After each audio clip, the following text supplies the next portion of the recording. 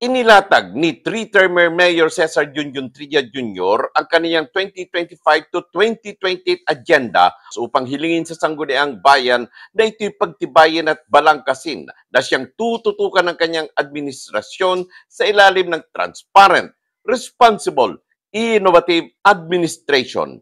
Ito ang ating Magsaysay News Bulletin Special Report. Ito pong mga susunod na mga panahon. Una, ang atin pong iginagayak ang nais po ng inyong punong bayan. Katulad po ng dati, ang mga plano na binalangkas kasama ang ating MPDC ay naisakatuparan natin. At tayo po ay taas noo na nakikita natin ang mga proyekto na resulta ng pagkakaisa ng sangguniang bayan, ng lehislatibo at ng ehekutibo. Meron po tayong mga proyekto na ninanais. Huwag na po nating banggitin yung ibang mga proyekto. Yun lamang pong mga sadyang nakikita natin na napakahalaga, maganda sa ating pagtingin, tulad po lahat ng pagkakakitaan o yung tinatawag nating local economic enterprise ng ating pong pamahalaang lokal. Kung saan ang ating pong bayan ay mag-iimpok ng mas malaking pananalapi para pa maidagdag doon sa mga programa at serbisyong ninanais natin para sa ating mga kababayan at sa ating bayan. Una,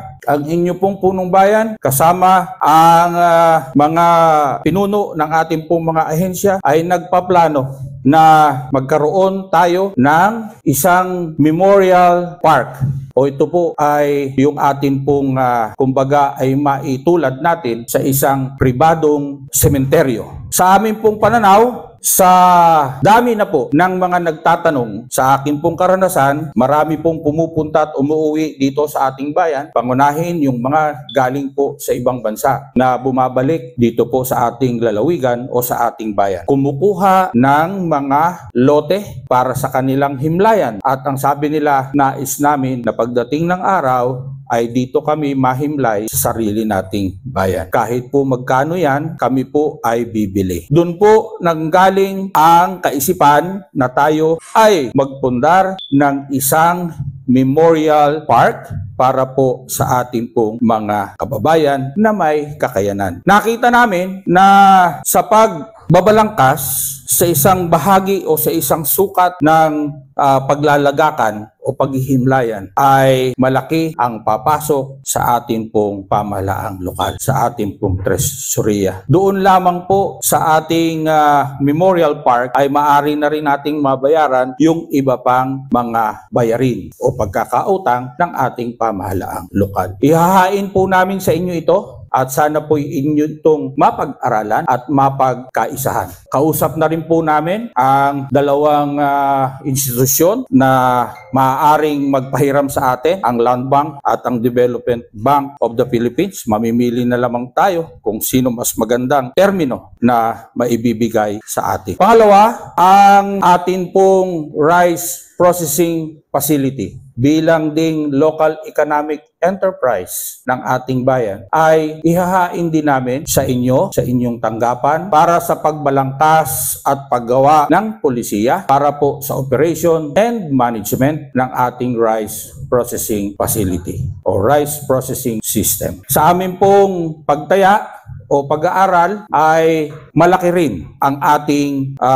malilikom na pananalapi mula dito sa ating local economic enterprise na rice processing facility. Hindi lamang paggiling ng palay, kung hindi suportado dapat ito ng palay procurement o palay trading na papasukin din ng pamahalaang lokal para mas higit na mapalakas natin at higit na kumita at higit makalikom ng pananalapi mula dito sa rice processing system. At lahat po ng ito ay ihahain sa inyo pong tanggapan para sa inyong masusing pag-aaral at pakikiisa na inaasahan po namin para po mas higit natin na mapaunlad ang ating pong bayan. Pangatlo, ang atin pong extension ng Occidental Mindoro State College. Sa ngayon, ang estado ay ang pagbili po natin ng lote. Doon po sa pagbili natin ng lupa sa sementeryo ay meron po tayong 2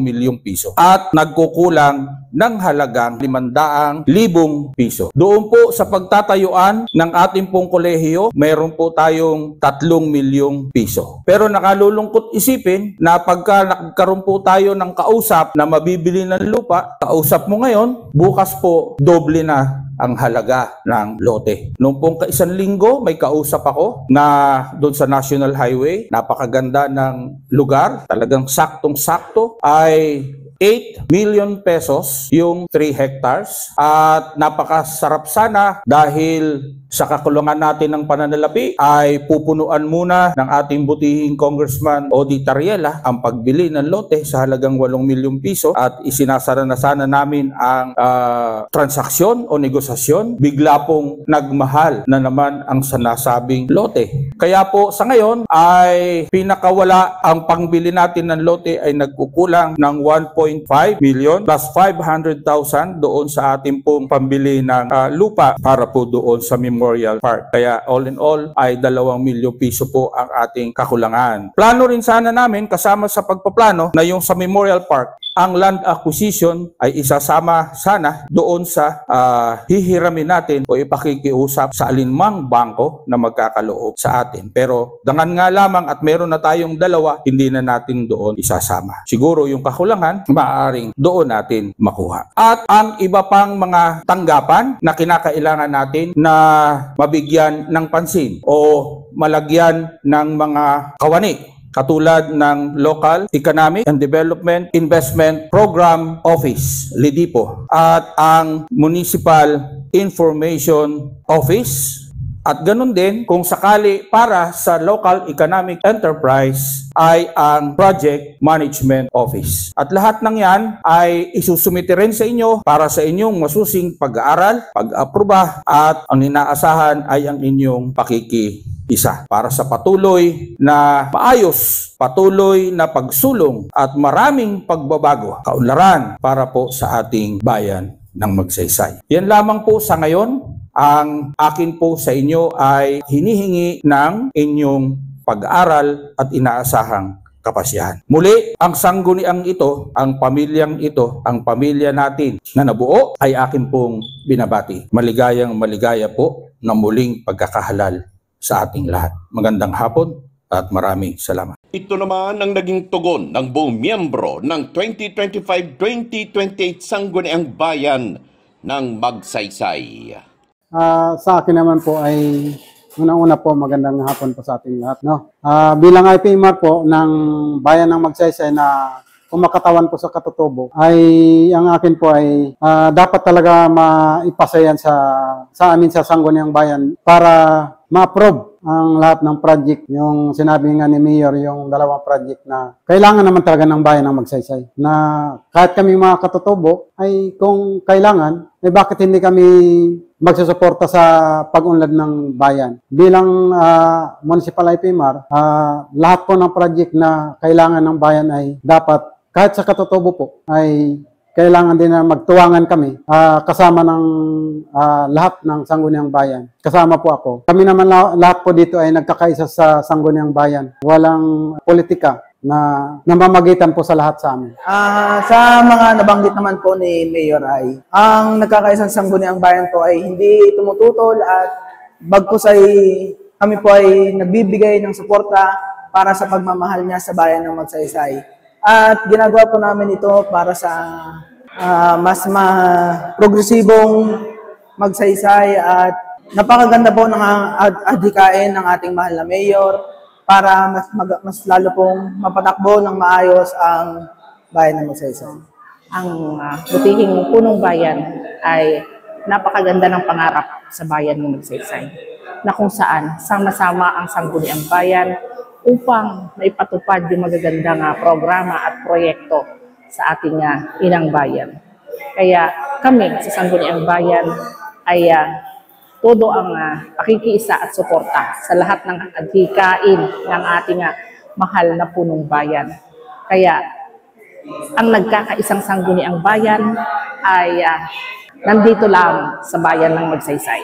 Masaya po na syempre at kami po muli ay magkakasama sa panunungkulan ngayong termino po nito 2025 to 2028. So kanina nakakataba ng puso yung inaugural speech kanina ni Mayor dahil sobrang nakaka-proud din po dahil ang dami niyang plano para po sa ating bayan, para po sa tuloy-tuloy at patuloy na pag-unlad ng bayan ng Magsaysay. Asahan po ninyo na kami sa sanggunian, sa nagkakaisang sanggunian, sa pangunguna po ng aming Vice Mayor, Benji Benosa ay nakasupport po para po sa mga plano ng ating mahal na Mayor. Most first and foremost, nagpapasalamat kami kay Mayor dahil una-una pa lang sa planning and development ng bayan ng Magsaysay ay napakaayos. At during ng past term namin, talagang nasa plano na talaga namin yan, yung mga binanggit natin punong bayan na may sa katuparan.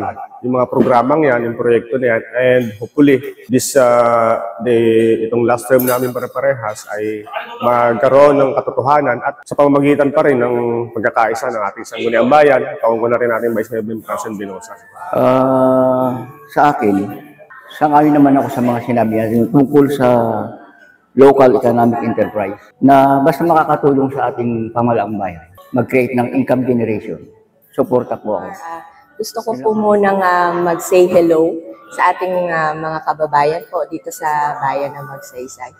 So, makasaysayan. Sabi ko kahapon sa aming oath-taking ay makasaysayan po yung taon na ito, ang term na to, 2025 to 2028. Ngayon po ay ginanap ang inaugural session namin, July 1, and ang Konsihal Ana Barrera po ay patuloy pa rin pong susuporta po. Ano man ang programa po ng ating kasalukuyang administrasyon, and maganda naman po yung relationship, harmonious relationship po ang executive at legislative. And nakakatawa po dahil sa panahon po natin ngayon, sa term natin, ay patuloy pong magkakaisa at nagkakaisang sangguniang bayan. Napakaganda po ng programa po ng ating local executive para po sa ating mga kababayan. And congratulations po sa lahat po ng kasamahan ko na lingkod bayan. And yon, tulad na sinabi ko kanina, patuloy po akong susuporta.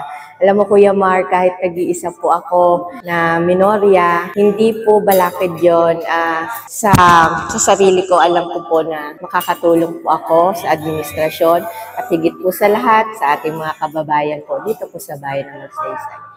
Sa mga agenda po kasi, yung mga nabanggit niya, habang siya ay nagsasalita, iniisip ko, doable ba itong mga ito o achievable? Yun lang po yung dalawa.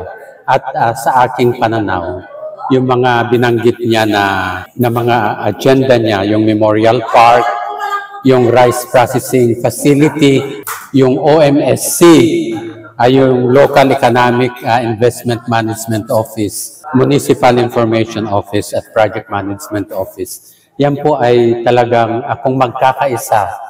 As usual, nagkakaisa naman ang sangguniang bayan. Yan po ay ma-achieve natin sa termino ng 2025-2028. Lalo tigit sa lahat po, mulat sa pulpa naman ay sinasabi ko na ang ikatlong termino ko ay laban para sa mga kabataan.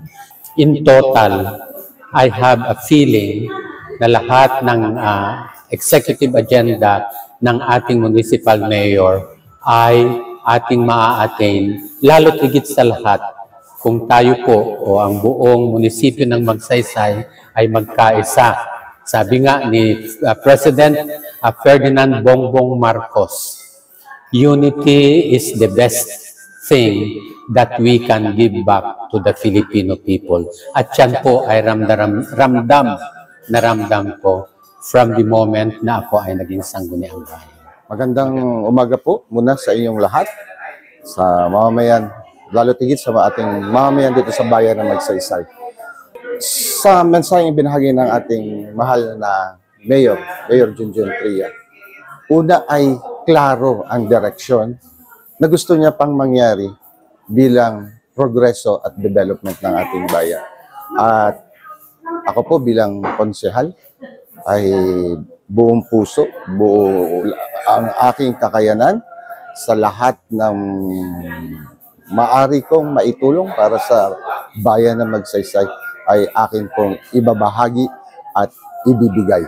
So asahan po nating Mayor na ang Jun Aurelio po ay buong puso nakasuporta. I am very happy, no? Kasi malinaw, konkreto, yung mga hakbang na gagawin natin sa susunod na 3 taon para sa mga napakarami at magagandang proyekto at programa na ating gagawin po dito sa bayan ng Magsaysay. So, the future is bright para po sa bawat mamamayan ng bayan ng Magsaysay.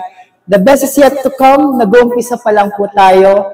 So, sa lahat ng mga taga-Magsaysay, may I just remind you that the key to the success of all these programs and projects are the participation of the community. No? So, to everyone, sana po, let's all show our support and participation to all the policies, all the programs po na pinapatupad ng ating lokal na pamahalaan. Wala po kaming ibang hangad kundi ang mapabuti, mapaunlad ang bayan ng Magsaysay. So muli po, maraming salamat. God bless us all. Actually, bilang chairperson ng Ways and Means, Finance and Appropriations, actually yan din yung palagi nating iniisip para sa bayan natin, kung paano madadagdagan yung income o kaya paano tayo makakakalap pa ng karagdagang pondo. So doon sa pinaplano ng ating punong bayan pagdating sa Memorial Park, pagdating doon sa palay trading, ito ay talagang papakinabangan ng bayan natin. Kasi ang dami nating mga gustong programa at proyekto na kung saan hindi natin mapondohan. Kaya ang tinatarget natin kung saan tayo hahanap ng karagdagang pondo at ito yung mas makakasagot kahit papaano doon sa kakulangan na pondo ng bayan ng Magsaysay. Nang sa gayon, mas ma-implement natin yung magandang mga programa and projects dito sa atin. And ganon, pagdating sa sector ng agriculture, itong rice trading natin through our through our municipal agriculture office, ito rin yung isang kasagutan doon sa mga magsasaka na binabarat ng mga traders. Pero hindi pa ganun kalaki yung pondo na nire-request ng ating punong bayan. Pero little by little, sa mga susunod na panahon, mas mapapalaki natin at sana mapalago ng maayos. Kasi yan din yung challenge ngayon pagdating sa LCE, na kung paano ma-manage ng maayos yung ating mga local economic enterprise. At syempre, ganun din yung pag-establish ng pambili ng lote para sa ating Occidental Mindoro State College. Actually, kasado na yung pagkakaroon ng Occidental Mindoro State College. Ang kulang na lang talaga is yung pagtatayuan ng building o yung pagtatayuan ng mismong college. Siyempre, nakasuporta tayo dyan para sa tertiary education ng mga kabataan natin dito sa bayan ng Magsaysay. And pagdating sa accessibility, mas accessible na sa mga kabataan. Pagdating doon sa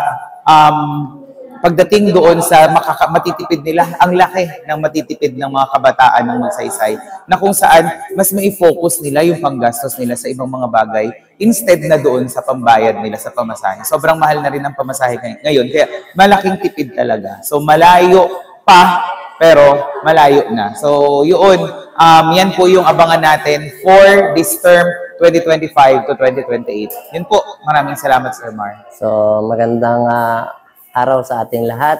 Thank you, Mar, muna sa pagkakataong ito na nakasama ka namin sa aming inaugural session. Ang masasabi ko dun sa katatapos na inaugural address ng ating pinakamamahal na Mayor Cesar M. Tria Jr. na malinaw naman yung mga balakin at plano niya na gustong mangyari sa susunod na 3 taon dito po sa ating pambayan ng Magsaysay. Una, yung kanyang nabanggit ang pagkakaroon ng memorial, isang memorial na sa pamamalakad ito ng ating pong LGU. Napakaganda ng kanyang gustong mangyari at nakita naman natin yung kanyang paliwanag na base sa mga bumabalik dito sa ating pumbayan na gusto na magkaroon ng lote para sa kanilang paghahanda sa kanilang, hindi naman natin inaasahan yung mga ganong pangyayari. Pero napakaganda. Isa yun sa magandang plano ng ating Mayor Junjun Tria. Pangalawa, yung para dito sa rice processing na modelo talaga to. Pero kalinsabay din ito na kailangan natin na mamili rin ng palay. So, talagang pagtutuunan yan ng Sangguniang Bayan dahil kailangan yan ng medyo malaki-laking pondo para sa katuparan ng economic enterprise. Isa yan sa magandang plano ng ating mayor. And pangatlo, yung pagtatayuan ng Occidental Mindoro State University. So, ang Sangguniang Bayan naman ay patuloy na talagang nakasuporta sa magandang plano ng ating pong butihing mayor. Manatili pong nakasubaybay at nakatutok para sa mahalaga, komprehensibo, detalyadong mga impormasyon at balita. Huwag po natin kalimutang mag-like, follow at i-share ito pong Magsaysay News Bulletin FB page. Ako po ang inyong Magsaysay News Bulletin correspondent, Marraro, at your service.